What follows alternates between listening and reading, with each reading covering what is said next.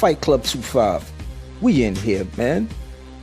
Danny Garcia, man. Danny Garcia versus Samuel Vargas. I don't know who that is. Let me get into this, man. I was trying not to go here. I really didn't want to go here. I heard about, the Andre Berto fight. I thought that was a decent fight. A lot of people didn't like Danny Garcia attempting to make the Andre Berto fight. I thought it was decent. Andre Berto was ranked number 2, right behind Amir Khan by the WBC. So I said, okay, there's really nothing wrong with that fight, in my opinion. So that was cool. Then I heard that negotiations fell apart and Danny Garcia was trying to get a fight with John Molina Jr., who fights in the lower weight class, who's coming off of a win, but I mean, dude is at 140. John Molina Jr., man, like that right there, man, was suspect to me. I didn't really respect that. But then, Eddie Hearn, it's funny how Eddie Hearn names comes up in with Danny Garcia. But Eddie Hearn said that he got a call from Al Heyman asking for a welterweight for Danny Garcia. And they were looking at, Danny Garcia and his team were looking at Frankie Gavin and Sam Eggington. Like, my dude, you're becoming a laughing stock. They're already, got you pegged as a cherry picker here in the United States. But now over there in the UK, across the pond, they're laughing at you, man. Soon it'll be nowhere you can go on this earth with your head held high, doing stuff like this, man. Come on, man. Like, this is Samuel Vargas, my G. And the thing about it is, I really didn't want to do this type of a video because I like Danny Garcia. I respect him. I like what he did at 140.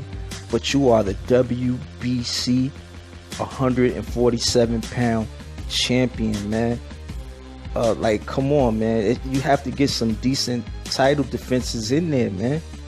And you know what? I'm gonna keep it 100, man. While we on the topic, like, you gotta blame this on Al Heyman, man. Like, a lot of this is Al Heyman's fault because, first of all, Danny Garcia comes up to the welterweight division from 140, and he just gets a title shot, man. And they put him in there with Robert Guerrero, man. That's almost guaranteeing Danny Garcia that he's going to be a champion instead of fighting his way through the ranks in the welterweight division. That right there, man, was already bad within itself. You know what I'm saying? And then on top of that, what Al Heyman was doing is, he's paying this guy, like $1 million to fight people like Rod Salka. And what I'm saying is right, man, because Angel Garcia, Danny Garcia's father, he said out of his own mouth, man, everybody has heard this. He said that he might as well fight another Rod Salka if he's gonna get the same thing that he would make fighting somebody that's a tough fight for him. He might as well fight another Rod Salka. That's what his father said. His father, man. So they got the mentality like, yo, we gonna get paid. It's like a hustle, man.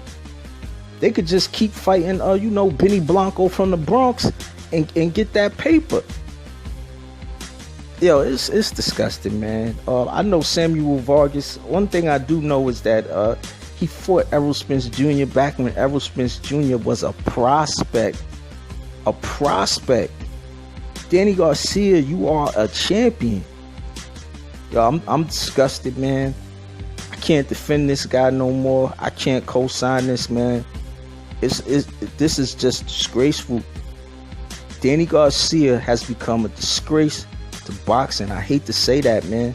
And like I said, Al Heyman allowed this, man, because Danny Garcia, he puts asses in seats at that Barclays Center, man. So they letting... Yo, I'm out of here. Fight Club 25. Subscribe.